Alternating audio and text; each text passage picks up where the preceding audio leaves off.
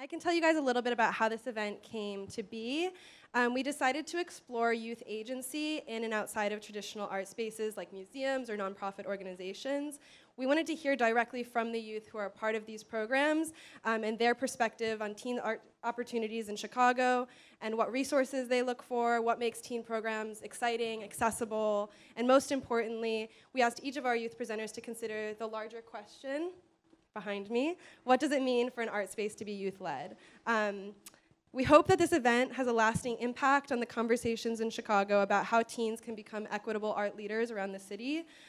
We want to strengthen the relationship between these groups, so please feel free to introduce yourself to each other and talk. We want this to be like a really engaging audience. We hope that institutional spaces can make youth feel more comfortable bringing themselves and their arts into institutions. And more so, we hope that a stronger relationship between youth artists and supportive institutions like the MCA can provide better opportunities for youth around the city. So we're going to kick off our presentations. This is the event structure. So we're going to kick off our presentations. We've got 8 presentations for you. All the information about the groups can be found in your program guides. If you don't have a program guide, they're right by the front. Lola and Natalie have them for you. And then after the 8 presentations, there's like really big poster paper on all the tables.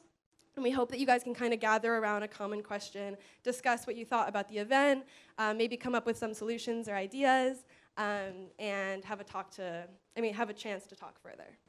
Yeah, so a little bit more about the program guides. They're also like little zines, so you'll notice that they're in the same order as the presentations.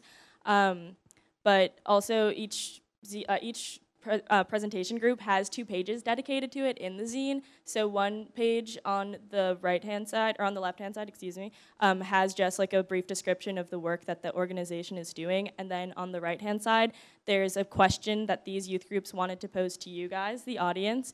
And there's actually a blank space underneath those questions, so you guys can take notes and respond to and react to the presentations as you're watching them. Thank you, guys.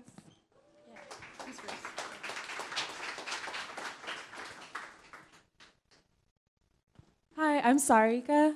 I'm Nairobi. And we're part of Fempowerment, which is a youth-led organization that's rooted in intersectional feminism.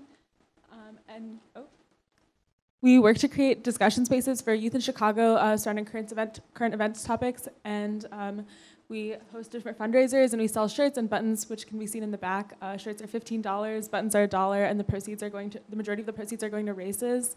And we sell those and fundraise for various different organizations and hold discussion-based meetings for Chicago youth surrounding different topics. And so we were asked by T.A.C.O to talk about like what it means for an art space to be youth-led, and we came up with 4 different points of what we think it means for an art space to be youth-led. One important point for us is to have artisan affirmation, and in this picture, you can see that we led a workshop of making affirmation cards to bring in the new year. And we think that it's really important for art to be affirmed as a teen artist, just to make sure that you believe in yourself and can continue to make art. Thanks. One other thing we talked about was honoring youth voices. So pictured here is our Summer Arts Fest last year, where we had a bunch of youth performers, and it was led by Fempowerment. And we think that it's important for youth to be able to lead spaces where they don't traditionally have like the microphone, and to be able to perform in these spaces and present in these spaces and be authentic to their own voices without their language and their voices being misconstrued by adult figures. Another important thing is to use art as a tool for social change, and in this you can see us selling our Fempowerment shirts, which we screen print at U Media, and we use our resources available to us, like U Media, to use to enact social change. And finally, we think that it's important for artists or youth artists to have disruptive conversations in institutionalized spaces. So pictured here is the Fempowerment event at the MCA, which is called Series Social Justice and Solidarity. And in this event, we looked at the intersections between activism and technology. And we think that it's important to have these sorts of disruptive conversations being led by youth in institutionalized spaces like the MCA. And we think that's key to making spaces like the MCA and other institutions more accessible to different youth organizations and youth activists. Thank you, and we hope that you purchase our shirts and buttons and get involved with the organization. Thank you.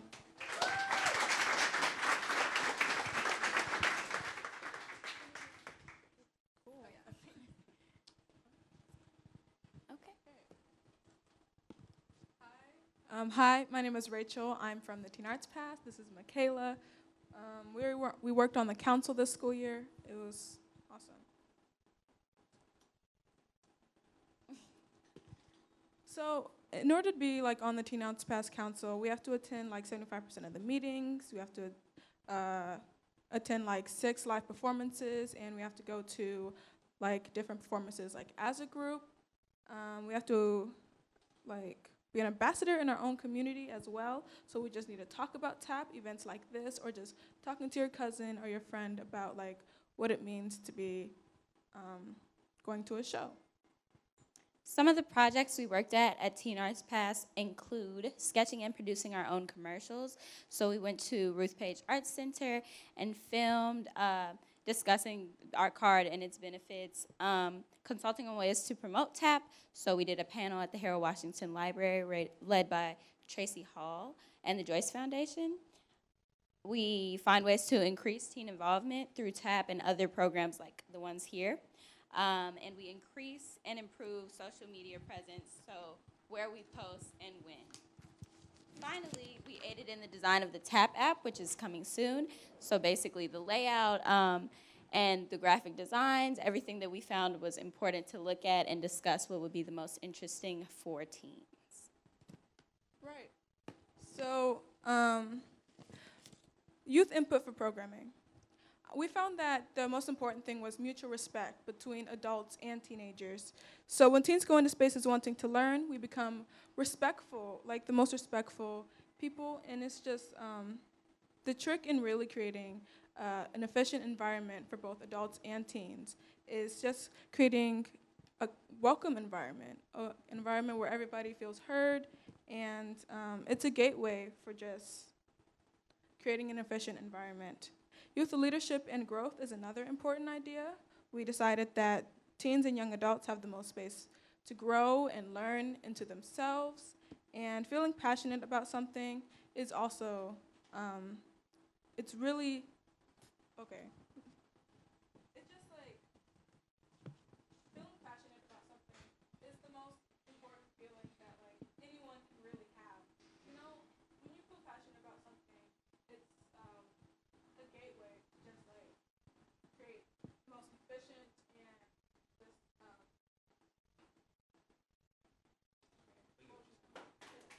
yeah, okay. You feel me. It's hard to explain, but we know we're all passionate people here. So another thing is open and productive conversations. So opportunities and conversations like this one is really important for adults to understand what goes on in a teen's mind, and to really like create a productive environment for everyone. So we found the ways to make youth spaces comfortable and also the barriers that come with this. So one we found was being lectured and talked at. So sitting there and being forced to listen to all the things wrong with our generation is like counterproductive to what we're trying to do in our mission, and rather than engaging us, it causes us to shut down. Assumptions of knowledge, so adults who presume that we are inexperienced simply because of our age, which is completely not true, and as we know, age never means experience. And finally, the depth of connection, or lack thereof. So adults and people who can have connections and get us involved in these spaces, open opportunities for us. All of this is super important to get us activated and include us in these art spaces, as well as staying involved.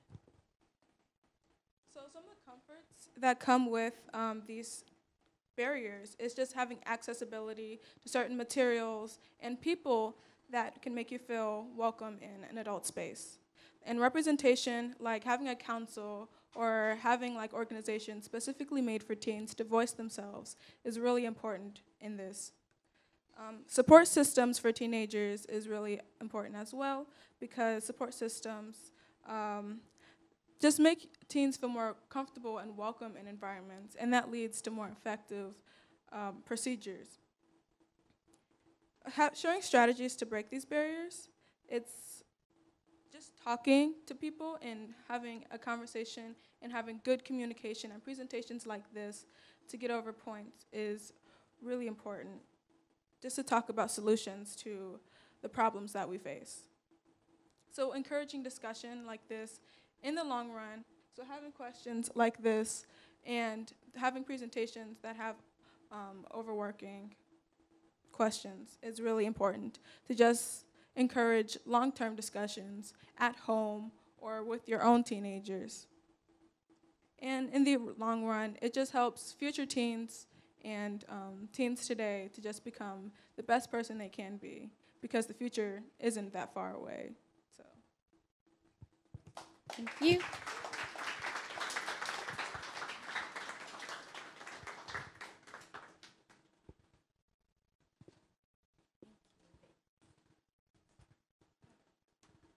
Hi. My name's Deja, and what I run is called Braided. So it's a people of color focused organization where mostly what I do is try to create spaces for people of color artists to both come together, show what they want, and really show what they're passionate about. And I started it more because as a person of color artist in Chicago, I went to the Chicago High School for the Arts, great school, but it wasn't really a place where I got to meet a lot of people, other artists outside of that school. So I wanted to create a space where I could meet other artists, and especially artists that kind of knew what I was talking about and what I was going through. And finding a space that has like mostly people of color artists was kind of hard for me. And then one time I went to a show where it was mostly, and I felt amazing, and I wanted to create a space where other people can feel that same way. And I also wanted to find a way to also get more people of color art out there and like really find ways for them to show who they are and their name. And right here are the cover in the back of the page of a magazine that's being released now, actually. They're up for order. You can order at the back table. There's a notebook, and you can write your name and email. And they're $20 because it's costing a lot to print that. But yes, those are my magazines, and the first issue is called Soul. I'm gonna play a little video to kind of show what the shows are like. Last night, while traveling west, on my way home, primary mode of transportation to my hood, traveling a Masterson 20 CTA bus that got monopoly on West Side bus, that when you see non-black and non-black people of color on past Western, you wonder if this is what gentrification feels like, or if they missed their stop on accident and you must politely escort them off bus that doesn't intentionally avoid the hood, but drives right through the potholes, drives right past crime scenes, drives right down streets that look like no man's lands of abandoned buildings, bus that drives right through neighborhoods booming with black, out west, ghetto, if that's what you want to call it, mouth salt smelling, G-Fazos wearing Chicago culture. While on this very bus that was my sanctuary, I suddenly began to feel uncomfortable. I had overheard a black girl's conversation, like eavesdropping be my mode of entertainment when headphones be a lost cause. And the words that came out of her mouth awoke my bobblehead. I can't get no sleep because I don't want to miss nothing. The Madison bus be busting. I need a window seat as my pillow because I'm tired, head ass up. As if my body gets just as defensive as my mouth when people speak down. On West Side, this lady was talking to her friend, and the words that came out of her mouth that made me tense inside was, she keep trying to act like she all black because she got a master's degree. Like, girl, you still from the hood, you still live out west, so you can stop acting like that until you get out the West Side.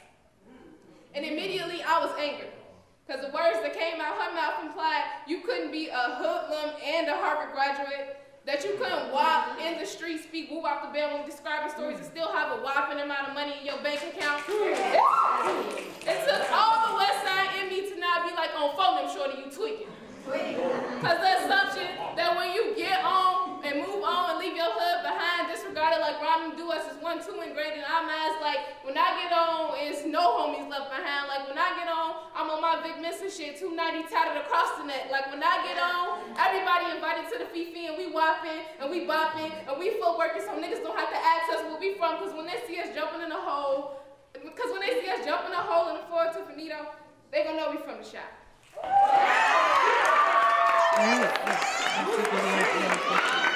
Shows sort of look like. And answering the question that they asked us to answer, being a youth-led and Black-led organization is great. I feel like as people of color, we often support a lot of things that we want to do. Like if you're a person of color and someone else is trying to support you, or everyone knows like you're doing something, I feel like it's a very good community and everyone will support each other. So it's been pretty easy, like really getting the name out there and hosting shows. And I feel like finding artists is very easy too, but a struggle would definitely be like finding places that don't treat me serious, like due to my own age and the fact that I do kind of do the shows alone. I can find that kind of hard to do, and without like, and I found having bigger institutions backing up what I do makes it a lot easier to find places that will actually support and host my shows, because they will see that I have the credibility to actually do it and not just be playing around. So yeah, that's what I do.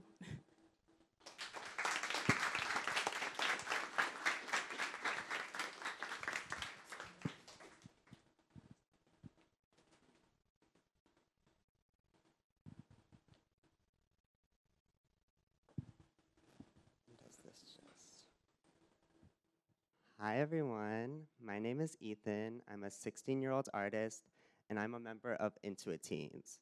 So I've been a member of Intuit Teens for the past 4 years, and it's at Intuit, the Center for Intuitive and Outsider Art.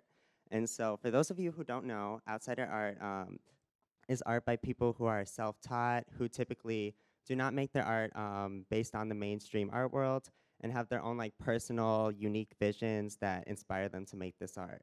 So at Intuit, we show a lot of artists that are typically ignored or underestimated and put value behind their work. And then also once a year, there's a teacher fellowship program, and there's a showcase that goes along with that, which showcases the work of students in grade school and middle school. And that was the first time that I ever saw my art shown in a professional museum setting. And so then I joined Intuit Teens, which I've been a part of for 4 years now.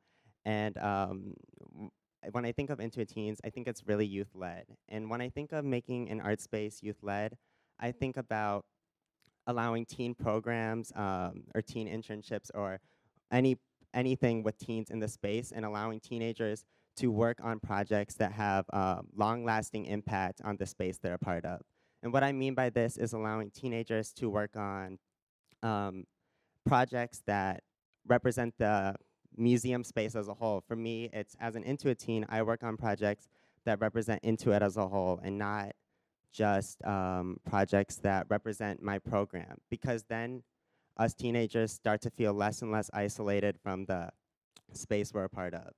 And so, for example, right now we're working on a Lollapalooza 10-foot by 8-foot art installation, and we started planning this a couple months ago. And I, with the help of my friend Skylar, who's also an Intuit teen, and then also some staff members who like know like the logistics and like if stuff will work, because a lot of my ideas are not achievable. But we kind of came up with this idea of what we wanted to put on this installation, and I brainstormed it, we talked about it, and we submitted it, and we got it approved.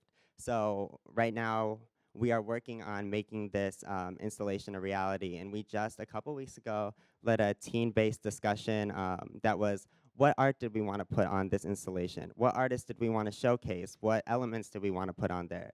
And everything was teen-led, and then along with that, it's teen-created. So this installation, which if any of you are going to Lollapalooza, hopefully you'll come by, is created all with teen art. It's painted by teenagers. It was conceptualized by teenagers with the help of staff. And so the reason I bring this up is whether I'm working on a big project like that that reaches thousands of people at a big event like Lollapalooza, or just doing workshops across the city of Chicago and having young people engage with outsider art, I think it's important that us teenagers are able to represent institutions and become the face of our institutions, and aren't just to be the face of the program we're a part of. And so like I said, I suggested a lot of ideas, but it wasn't always that way. I think being a teenager, you always feel like your ideas are undervalued, or people won't care about them, or if they listen, then they won't be used. But I think over time, because I've been at Intuit for 4 years, so it took me like 2 years to get comfortable. But I think it really comes with being confident in yourself, and then also being in a space that respects teen artists, respects young artists in general, and then also shows that they will listen to our voice. So yeah.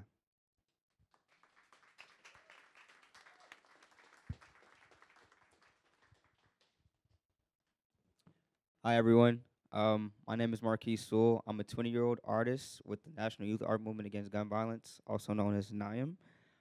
So NIAM is an art space and also a leadership platform for youth ages 13 to 25. NIAM's mission is basically to create thought leaders on gun reform by giving them opportunities to express their artistic talent, to raise awareness, and also to motivate action. So NIAM has a signature event that is an interactive art tour around the city of Chicago. Let me change the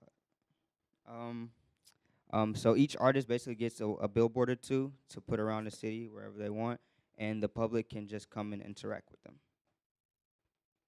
So last summer, I had the esteemed pleasure of meeting the students of Parkland and March for Our Lives. This experience broadened my network and also my understanding of youth leadership on gun reform. And this also in turn affected my art. And it led me to adopt new ways to create approaches to gun violence, like implementing those issues to my artwork. Because before I hadn't, primarily focused on gun reform or gun violence. This is one of my photos that was displayed in the museum also. After the meeting, as I said before, I took a different approach. I shifted my mindset and saw different ways that I could try to implement, those awareness of those issues of gun violence and gun reform. So since joining NIAM, I've been introduced to countless artists who have all primarily focused on gun violence and gun reform. For me, NIAM allows me access to a creative circle that focuses on the same issues that I would love to make more aware to the public.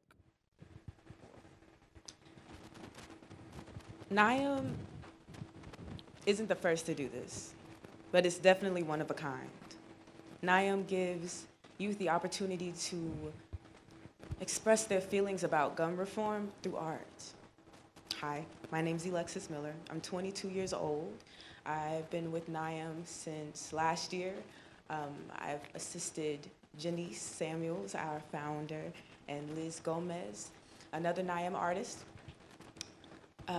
in presenting Woke and Winning workshops. Now, Woke and Winning workshops give youth the opportunity to learn from regional and national political activists and transform this knowledge into artwork for social justice. I had the pleasure of leading a group of DePaul students into creating art for our former governor, Ronner, who had a record of vetoing gun reform policies. These are the DePaul students here. I had pink hair. Yes. This piece right here, through our creative process with this piece specifically, the focal point is the eye. And we definitely discovered what we were trying to say and about being unheard and ignored when it comes to firearm laws. We were saying, if you don't see us and what we're going through, open your eyes.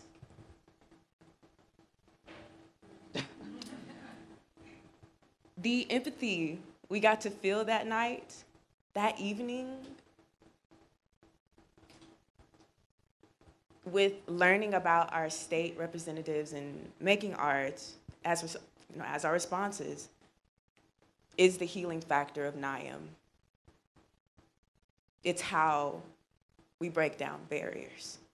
Thank you.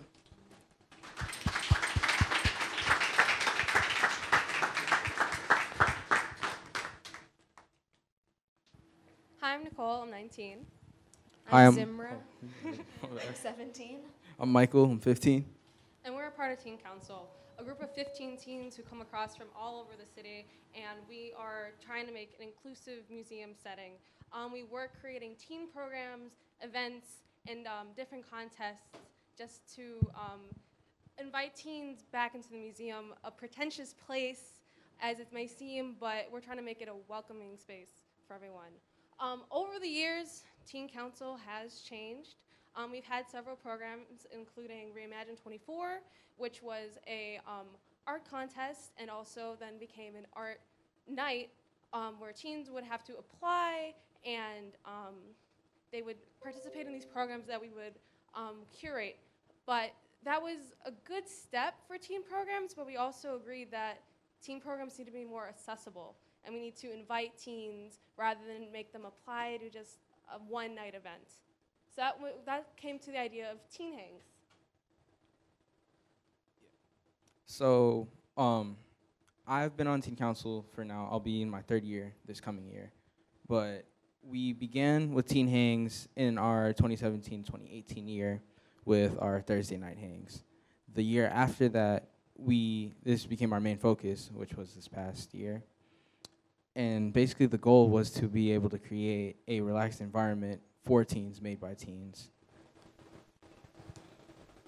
So our project prior to Teen Hangs was the Teen Audio Guide. As you can see here, Michael was working on that with one of our past Teen Council members. And again, it was another thing that was made by teens, that was geared towards teens as well, which is not often seen in museum spaces and institutions. And we really wanted to focus on using the platform. Being in the Art Institute of Chicago, it's such a major institution, and it's such a big platform for teenagers that we don't often get to interact with. So we wanted to take that opportunity to use it to represent diverse teen voices and really create timeless stories in the audio guide and timeless experiences that can live in the museum space. So on our audio guide, we had teenagers speaking different languages, reading poetry that they wrote, interviewing artists that they were inspired by, and so much more. And I think that really brought together a bigger picture of what youth voices can look like in a museum. So this was some pictures from when we were doing the Teen Audio Guide and creating like our ideas and recording.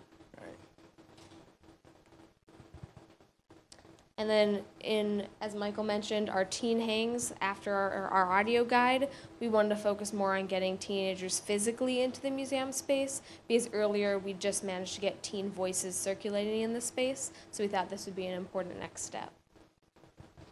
So one of our biggest events of the year it's the event of the Art Institute. It is Exuberous, which is a giant party for teens that we spend a couple of months planning, and we just invite teens to just come and hang out in the museum setting, participate in programs that they may have never heard of before, and just hang out and just make art and converse with each other. It's something that we've been doing for years, and it's one of our biggest events. I got the experience to be able to DJ Exuberous in my first year of Teen Council. I also DJed this past year.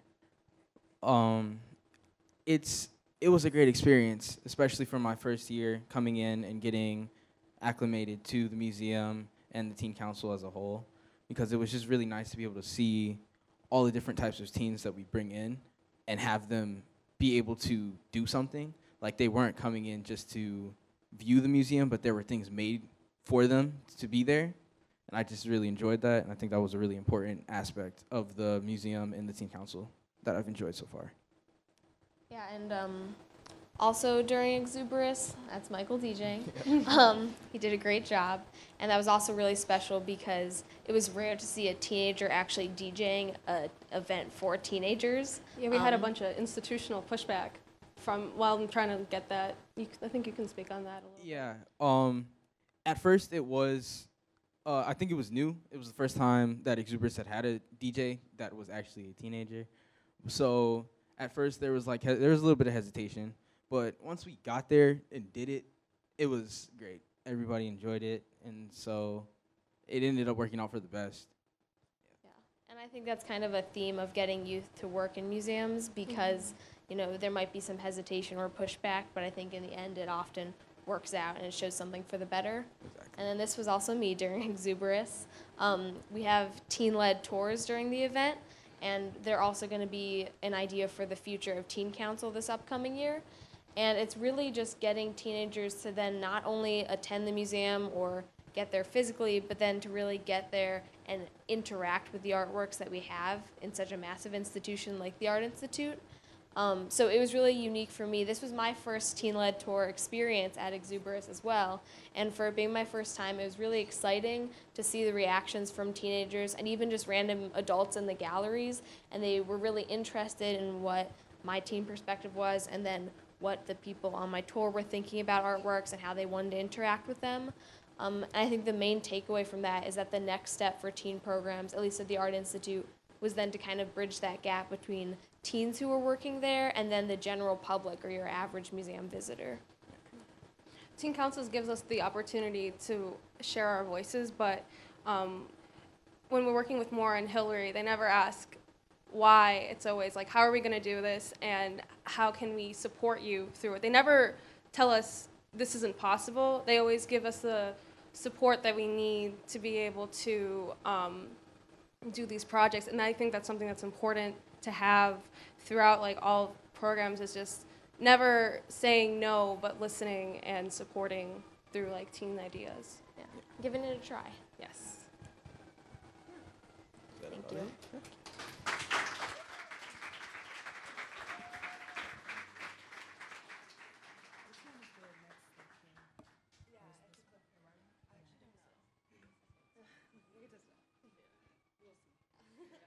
Okay, so I want to preface this with my life is a real smooth joke, which is why this presentation will be in memes.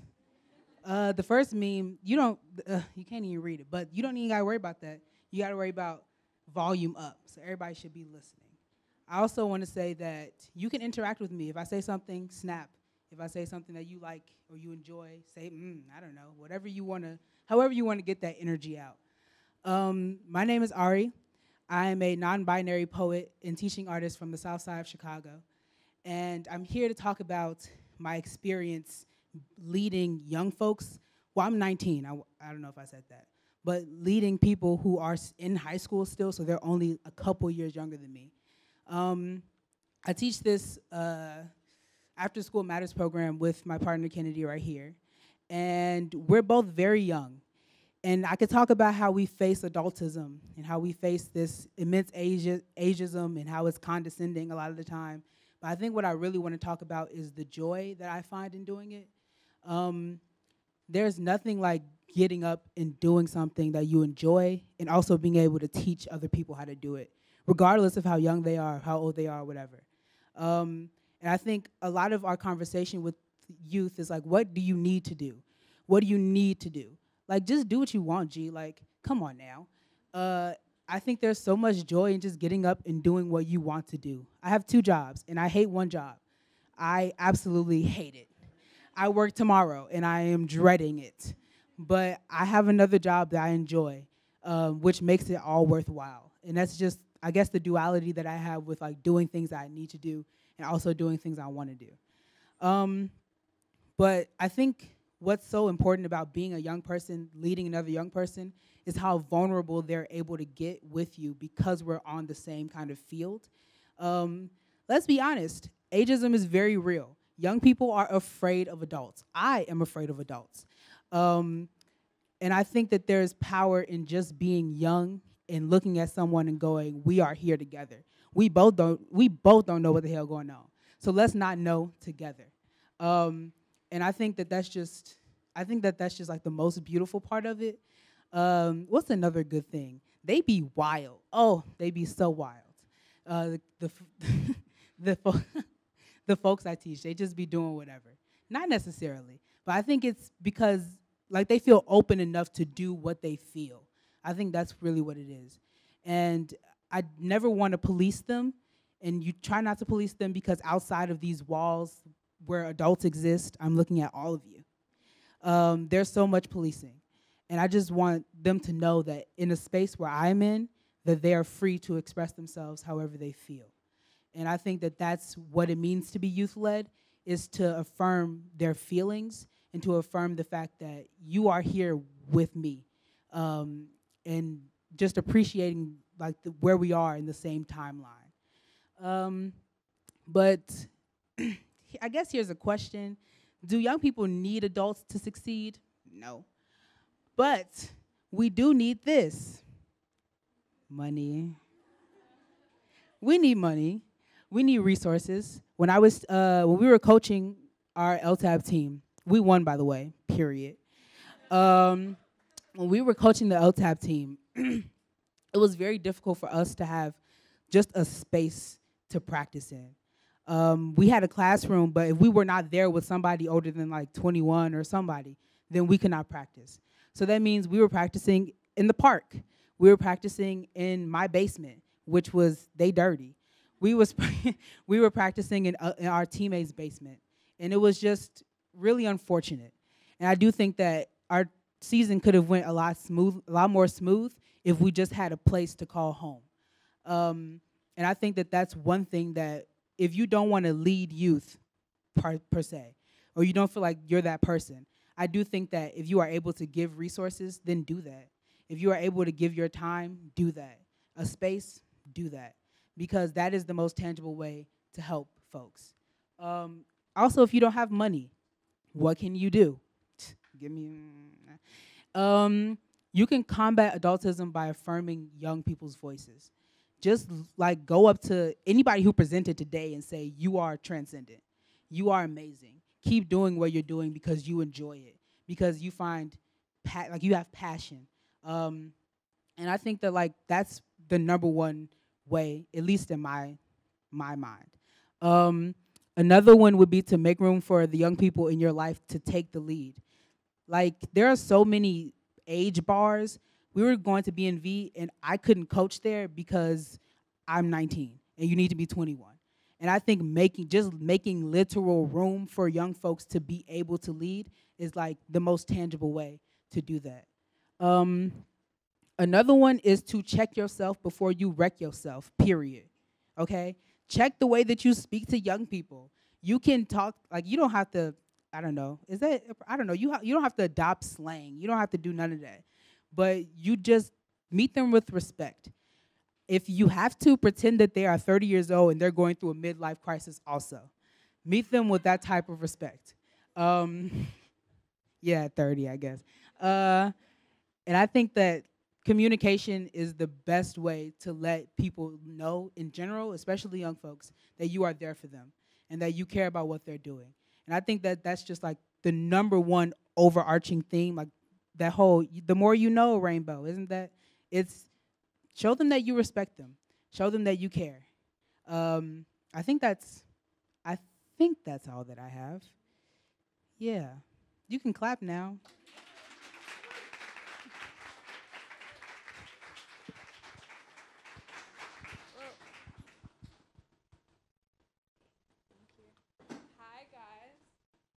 I'm Tallulah from the Teen Creative Agency at the MCA.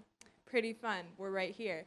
So I'm gonna be talking about youth and institution collaboration and what it means for our space to be youth-led, even as we are collaborating with an institution full of adults.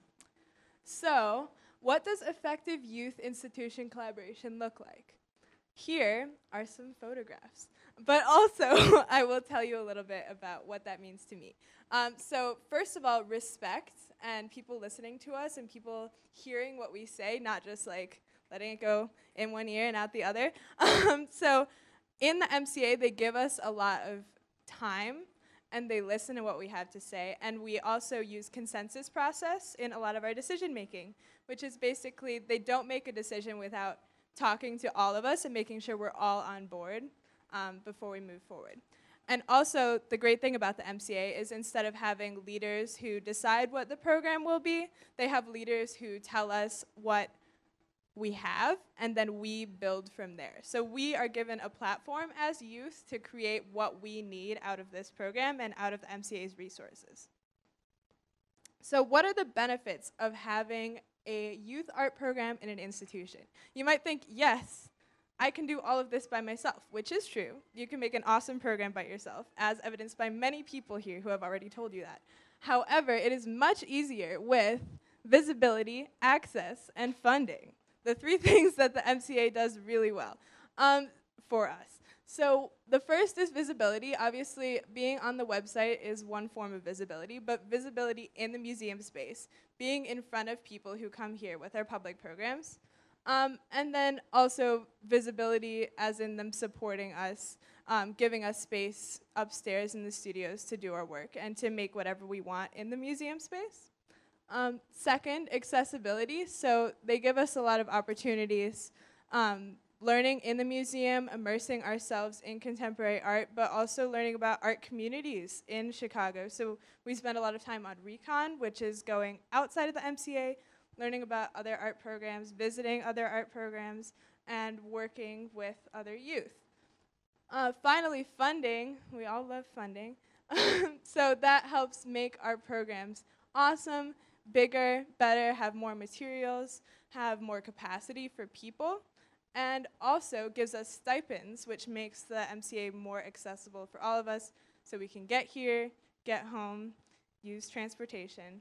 Funding is really important. Yes. So then, what are the benefits of having a youth art program in an institution primarily targeting adults? So the MCA is a museum that usually caters to adults. It's a space that adults come to look at art and talk about art, and yes, but it's also a space for youth, and that's really important.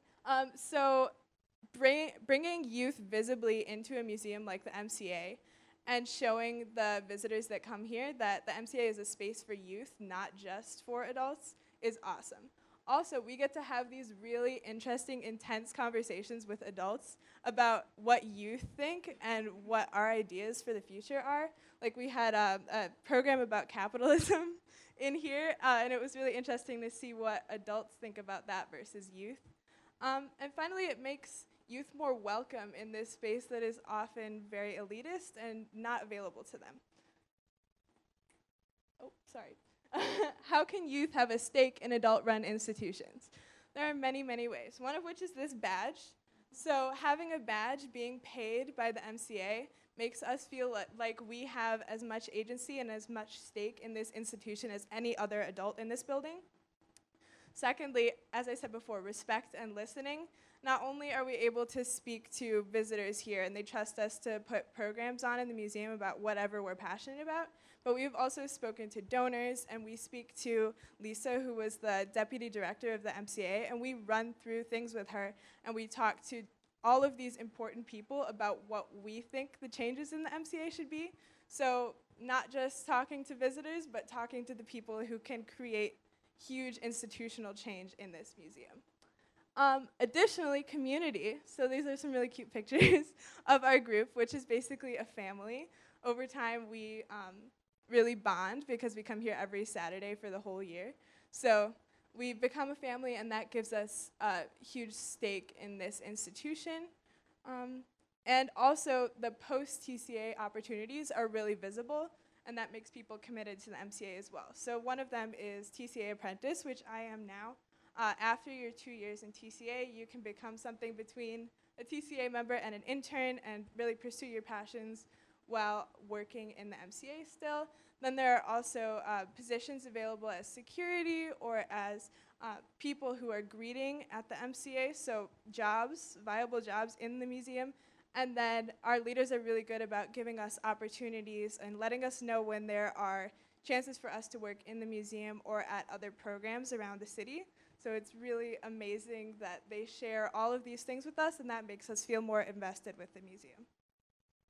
So thank you for listening to my presentation. It was really fun to hear all of you talk and to be here today.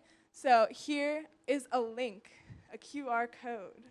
in this QR code is the youth programming page on the MCA website, which also has an awesome video about youth programming. And then you can also follow TCA at MCA on Instagram, and that will tell you more about programs that are coming up. Finally, 21 Minus is awesome, a teen takeover of the entire museum with music, art, programs, anything you could ever want in one space. It happens every June, so check it out next June. Thank you, guys.